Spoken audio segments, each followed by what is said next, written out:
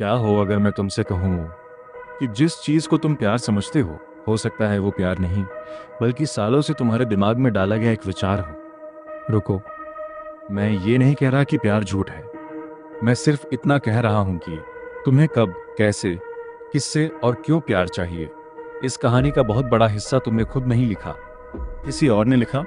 और सबसे डरावनी बात, तुम्हें कभी एहसास भी नहीं हुआ, क्योंकि सबसे खतरनाक मैनिपुलेशन वो नहीं होता जो तुम्हें दिखाई दे, बल्कि वो होता है जो तुम्हें तुम्हारा अपना फैसला लगने लगे। जरा अपनी जिंदगी को पीछे ले जाकर देखो। जब तुम 5 या 6 साल के थे, तब तुम्हें किसी लड़की की जरूरत महसूस नहीं होती थी। तुम खेलते थे, हंसते थे, दौड़ते थे। तुम्हारी खुशी किसी इंसान पर निर्भर नहीं थी। लेकिन धीरे धीरे कुछ बदलने लगा। किसी ने तुम्हें सीधे सीधे नहीं कहा कि तुम्हारी जिंदगी तब तक अधूरी है जब तक कोई लड़की तुम्हें प्यार न करे। नहीं, ये बात शब्दों में नहीं कही गई, ये तुम्हें दिखाई गई, बार बार, हर जगह, इतनी बार कि एक दिन तुम्हारे दिमाग ने उसे सच मान लिया। और यहीं से शुरू होती है कंडीशनिंग। साइकोलॉजी में एक शब्द है कंडीशनिंग, यानी बार बार किसी विचार को देखने या सुनने के बाद दिमाग उसे सामान्य मानने लगता है। अगर तुम्हें रोज बताया जाए कि आसमान हरा है, तो शायद तुम विश्वास न करो। लेकिन अगर वही बात तुम्हारे माता पिता कहें, तुम्हारे शिक्षक कहें, टीवी कहे, फिल्में कहें, गाने कहें, दोस्त कहें और सोशल मीडिया हर दिन वही दोहराए, तो धीरे धीरे तुम सवाल पूछना बंद कर देते हो। यही इंसानी दिमाग की एक सामान्य प्रवृत्ति है। हम बार बार दिखने वाली चीजों को सच मानने लगते हैं। अब सोचो, बचपन से तुमने क्या देखा? हर फिल्म में हीरो तब तक अधूरा था जब तक उसे लड़की नहीं मिली। लड़की मिल गई तो कहानी पूरी, शादी हो गई तो हैप्पी एंडिंग, जैसे पूरी जिंदगी का मकसद यही था। फिर गाने, लगभग हर दूसरा गाना किसी लड़की के बारे में, किसी का इंतजार, किसी की याद, किसी का दिल टूटना।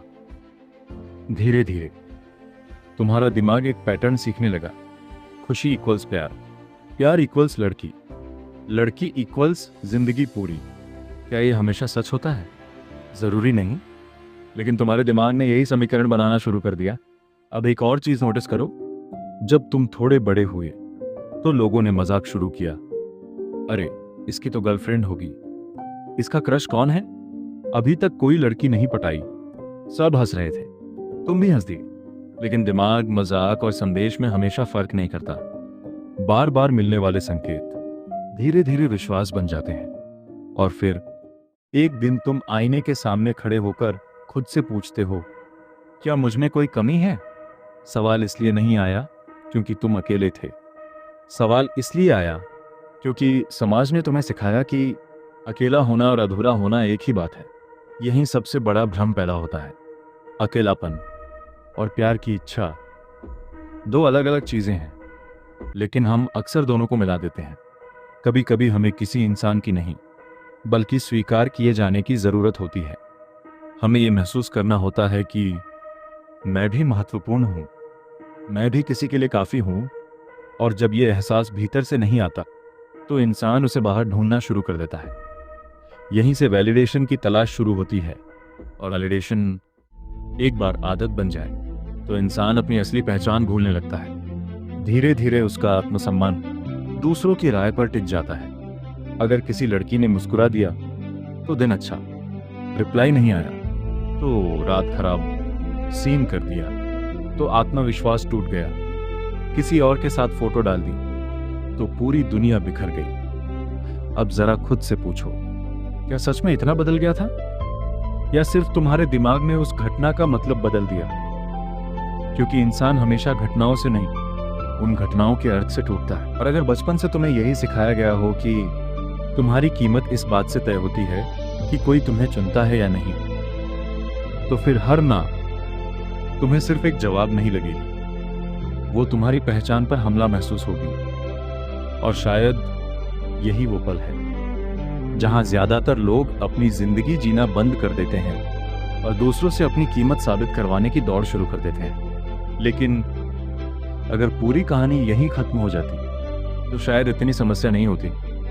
असल खेल अभी शुरू भी नहीं हुआ है, क्योंकि इसके बाद तुम्हारी जिंदगी में प्रवेश करती हैं स्कूल, दोस्त और एक ऐसा सिस्टम जो बिना कुछ कहे तुम्हें यह महसूस कराता है कि अगर तुम्हें किसी लड़की का प्यार नहीं मिला तो शायद तुम उतने अच्छे नहीं हो जितना तुम सोचते थे।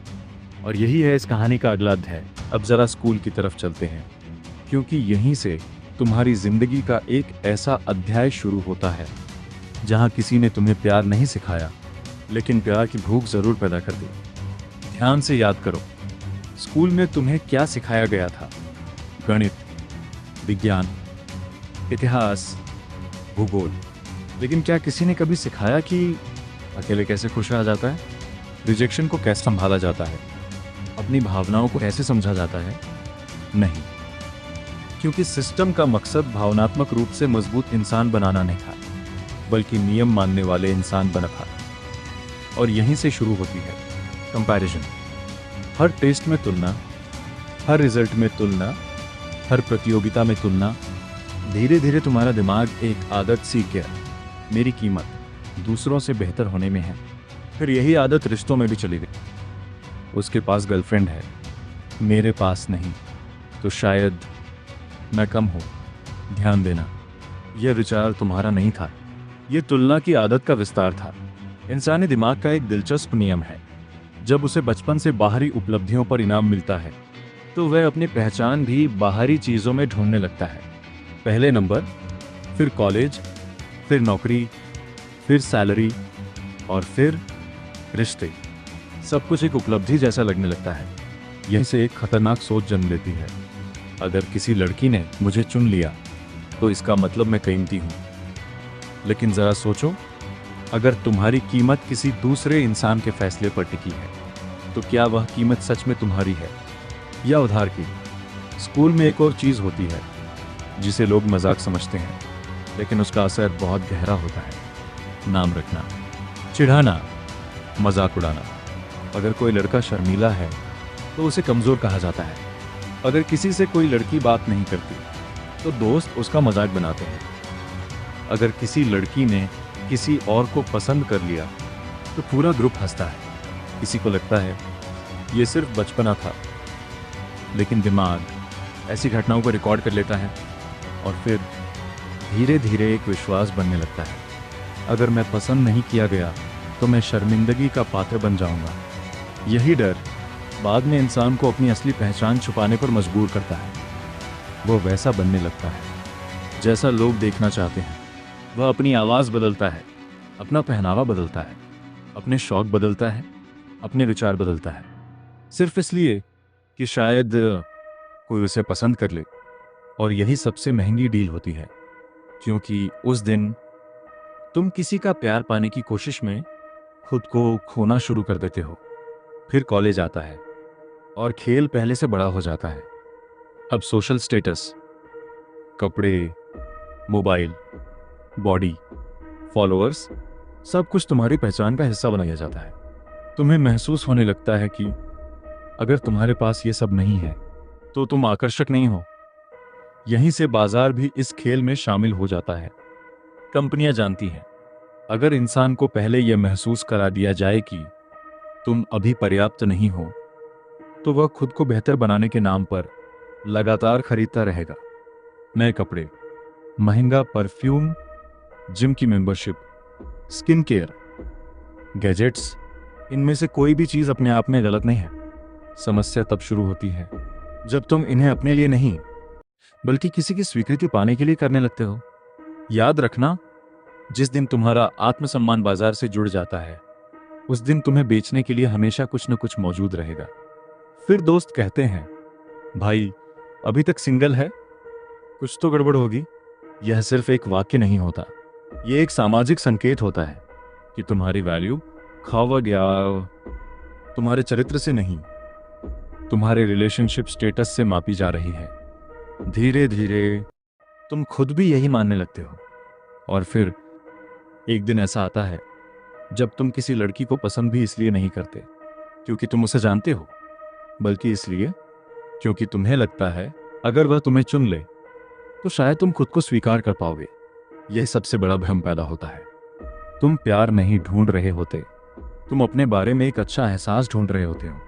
और जब कोई इंसान अपने भीतर की खाली जगह को किसी दूसरे इंसान से भरने की कोशिश करता है, तो वह रिश्ता नहीं बनाता, वह निर्भरता बना लेता है।